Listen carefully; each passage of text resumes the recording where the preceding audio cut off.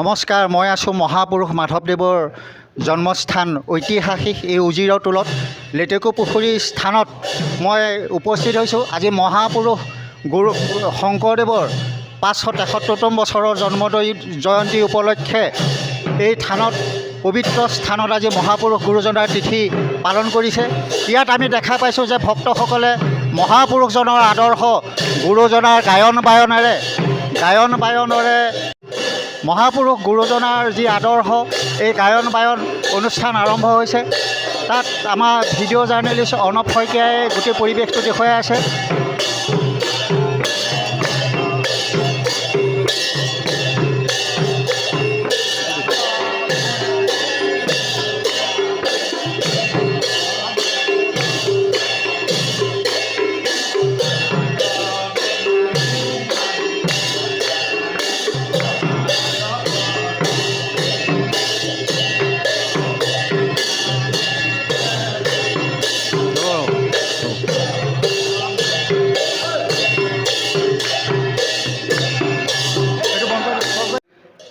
আমাৰ আজি শংকৰদেৱৰ জন্ম উৎসৱৰ উপলক্ষে যি এই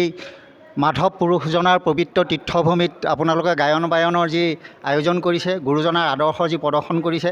এয়া সঁচাকৈ বৰ সুন্দৰ পদক্ষেপ। আজি 2 বছৰ ধৰি ক'ভিড প্ৰট'কলৰ মাজত এই অনুষ্ঠানটো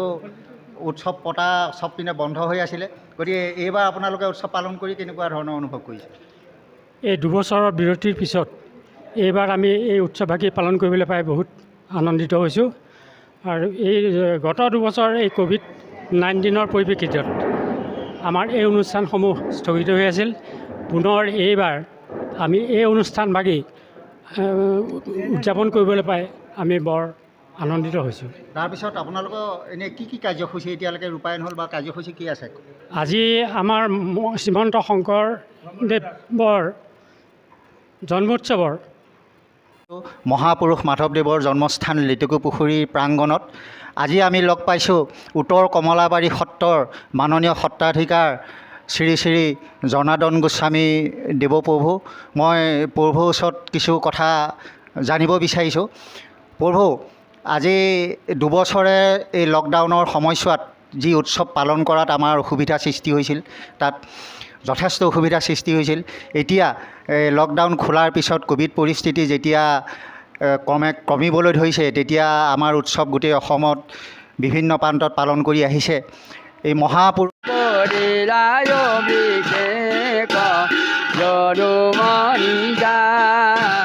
জয়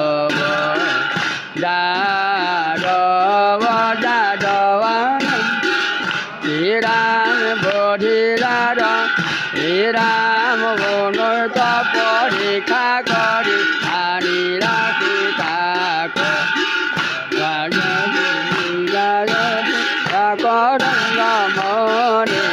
যদুমণি যাদৱ যাদৱ যাদৱ শ্ৰীৰাম সম্বৰিলা সীতা দশৰথৰ বচনে সভাৰি জিয়া শ্ৰীৰায় অযোধ্যা কৰংগ মনে যদুমণি যাদৱ যাদৱ যাদৱ শ্ৰদ্ধায়ে হেলায়ে লৈয়া নৰ মাত্ৰ তৰে ভৱ কূপে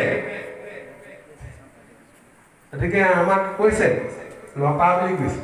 কাক কৈছে বেদক কৈছে নিগম শাস্ত্ৰ বেদক বেদৰ ওপৰত ভিত্তি কৰি আমি এতিয়া দেৱতাসকলক পূজা পাৰ্বণ কৰিছোঁ আমি নকৰিলোঁ আমাৰ লগৰে সকলোখিনি কৰি আছে গতিকে সেইখন বেদ হ'ল ঋগ্বেদ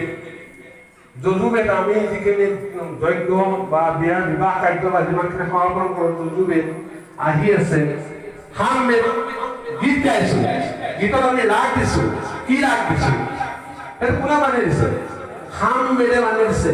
সেই গীতিশাস্ত্ৰ সামবেদৰ পৰা নোহোৱালৈ এতিয়া আমি নাটকৰ গীত নহ'লহেঁতেন অকল অভিনয়ে হ'লহেঁতেন এতিয়া সেইটো আমাৰ লগত আহি আছে অথৰ্ববেদ আমাৰ যি আয়ুৰ্বেদিক শাস্ত্ৰ কাটিলে আমি গোন্ধ ল'ব লাগে ভাল হয় এনেকুৱা কথা একদম লিখা থাকে আয়ুৰ্বেদিক শাস্ত্ৰ গতিকে আমি সেইখনো এখন বেদ পাইছোঁ ঋগ যজু সাম অথৰ্ববেদ পাইছোঁ গতিকে বেদক উপেক্ষা কৰি আচলতে কিতাপ পূৰ্ণাংগ সমনাংগ শংকৰদেৱ মাধৱদেৱে বাৰম্বাৰ কৰিছে যদি আমি চাওঁ ভকতৰ তেনেধৰণে ভাগ কৰিছে যে একদম উত্তম ভকত কি কাৰণে উত্তম ভকত আত্মাক পৰমাত্মাই মিলন ঘটাইছে আত্মা পৰমাত্মা মানে তেওঁৰ জীৱা মাত্ৰা পৰমাত্মাই নিছে জীৱা আত্মা মানে জীয়াই থাকিব কাৰণে যেতিয়া জীৱা আত্মা যদি সেইটো আমি আধ্যাত্মিক জ্ঞানে কৰিছে আমি সেইটো পৰমাত্মালৈ লৈ যাব পাৰোঁ জীৱা আত্মাক আমি পৰমাত্মালৈ আমি উন্নীত কৰি দিব এতিয়া ইমানেই আমাৰ আচলতে ক্ষমতা আছে জীৱ আত্মাই পৰমাত্মালৈ লৈ যাব পৰা আমাৰ ক্ষমতা আছে এইবিলাক কথা যদি আচলতে বেছি সময় হ'ল গতিকে বৈষ্ণৱসকল মই ইতিমধ্যে আচলতে এটা কথা কৈছিলোঁ যে নিৰ্দিষ্ট বক্তা ভাগৱতৰ অসুৰ সুন্দৰ ব্যাখ্যা সুন্দৰ গতিকে আমিও তেখেতক আচলতে ক'ব লাগিব মই অকণমান সময় বেছি সময় ক'লোঁ তাৰ কাৰণে ৰাইজে মোক ক্ষমা কৰিব ধন্যবাদ এতিয়া মই এই ঘোষাৰে সামৰণি মাৰিছোঁ মই ইতিমধ্যে আৰম্ভণিতে মই আচলতে শৰণ ভজন লৈছোঁ